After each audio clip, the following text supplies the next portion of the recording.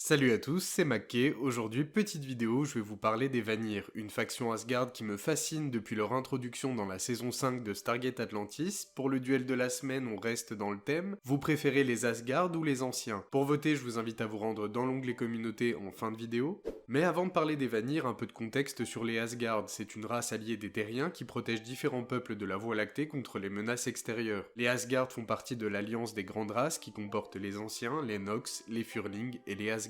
Toutefois, ces derniers sont une race très ancienne avec plus de 100 000 ans d'histoire. Au fil de ces années, les Asgard ont évolué au point de détruire leur propre race à cause d'une maladie dégénérative qui réduit la durée de vie de leurs clones. Les Asgard ne sont que des copies de copies de copies, ce qui leur confère une longévité sans pareil, mais qui à terme aurait condamné leur race à l'extinction. Nous avons commis trop d'erreurs irréversibles dans notre développement. J'espère que vous ne les répéterez pas. Mon unique regret, c'est que notre faiblesse physique nous empêche de vous aider plus longtemps. La franchise Stargate a toujours aimé intégrer des références mythologiques à son récit, et faire le parallèle entre les Asgard et les Vanir est intéressant, car dans la mythologie nordique, les As et les Vannes sont en guerre. Mais revenons-en au sujet, il y a de ça 10 000 ans, les Vanir se sont séparés de leurs frères pour se rendre dans la galaxie de Pégase, afin de parfaire leur technologie de clonage sur les peuples de Pégase. Libérés de l'emprise du Haut Conseil Asgard, les Vanir ont commencé leurs travaux, les anciens étant occupés à se battre contre les Wraiths, mais subitement la guerre a pris fin, avec une issue inattendue, les Wraiths ont gagné la guerre. Ce qui pose un problème aux Vanir, les Lantiens auraient simplement mis des bâtons dans les roues des Vanir, mais les Wraiths ne tolèrent aucune technologie égale ou supérieure à la leur. Les Wraiths ne tolèrent pas l'existence de technologies avancées autres que la leur. Ils nous ont pris par surprise et ils nous ont attaqués. D'entrée, nous avons perdu nos vaisseaux intergalactiques et nous n'avions pas les moyens d'en reconstruire. Et c'est ainsi que les Vanir ont perdu leurs vaisseaux intergalactiques, les bloquant dans la galaxie de Pégase, et les obligeant à se terrer dans un monde empoisonné où après plusieurs milliers d'années, leur technologie et les exosquelettes deviennent inefficaces face à l'hostilité de la faune locale. Malheureusement, c'est les seules informations qu'on aura sur les Vanir, mais il y a plusieurs parallèles intéressants à développer autour de cette faction.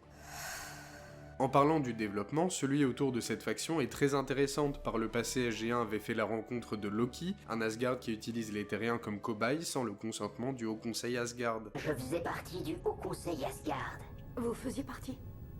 J'en ai été chassé pour avoir procédé à des expériences interdites sur des humains. L'idée de rendre certains Asgard plus malveillants montre un aspect que l'on ne connaît pas de celle-ci. Et ça me rappelle quelques épisodes où les Asgard ont une réaction inattendue, comme l'épisode Mission Soleil Rouge saison 5 épisode 5, où un monde au bord de l'extinction qui est sous la protection des Asgard se voit refuser l'aide de ces derniers, qu'ils considèrent pourtant comme des dieux. Car le Haut Conseil Asgard refuse d'intervenir à cause du traité Asgard-Goa'uld. L'épisode se termine sur un flou. Est-ce que c'est les Asgard qui sont intervenus, ou la tentative de SG1 a-t-elle marché car elle n'était qu'une expérience au stade théorique? Ou peut-être une action isolée de Thor, allié et ami des Terriens, qui aurait pris la décision de venir en aide à ce peuple. On peut aussi penser à l'épisode Impact saison 5 épisode 17 où Anubis envoie une météorite remplie de Naquadah sur la Terre, et là encore le Haut Conseil Asgard ne veut pas venir en aide aux Terriens sans preuve de la précédente tentative d'attaque des Goa'uld en utilisant les Tolan. Dans un sens c'est compréhensible, les Asgard veulent préserver le traité avec les grands maîtres Goa'uld, ce qui leur permet de protéger plusieurs mondes, et mettre en péril ce traité aurait mis bien des mondes en danger. Ça crée un parallèle intéressant avec les Asgard qui sont certes nos alliés,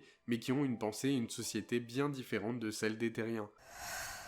En tout cas, l'introduction des Vanir soulève des questions légitimes sur le passé de certains Asgard. Pour en arriver à leur niveau technologique actuel, ont-ils toujours été diplomates, ou est-ce qu'à un moment dans l'histoire de la race, les Asgard ont commis des actes plus sombres? Des questions légitimes vu que leurs peuples se sont fracturés à un moment donné. D'ailleurs, j'aimerais avoir votre avis dans les commentaires à ce sujet. Je sais pas pour vous, mais revoir des Asgard, même si ce sont a priori des ennemis, m'a vraiment fait plaisir. Et c'était inattendu, je me souviens encore de cette scène qui m'avait marqué. Alors vous êtes quoi?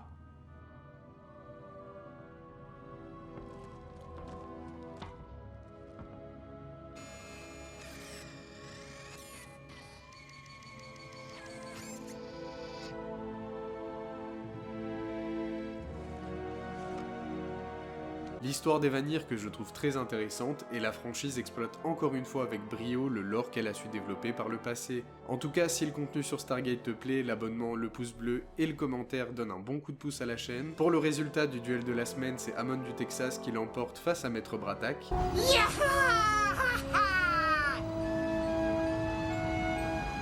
Merci à vous d'avoir regardé cette vidéo, et on se dit à la prochaine pour de nouvelles vidéos sur Stargate.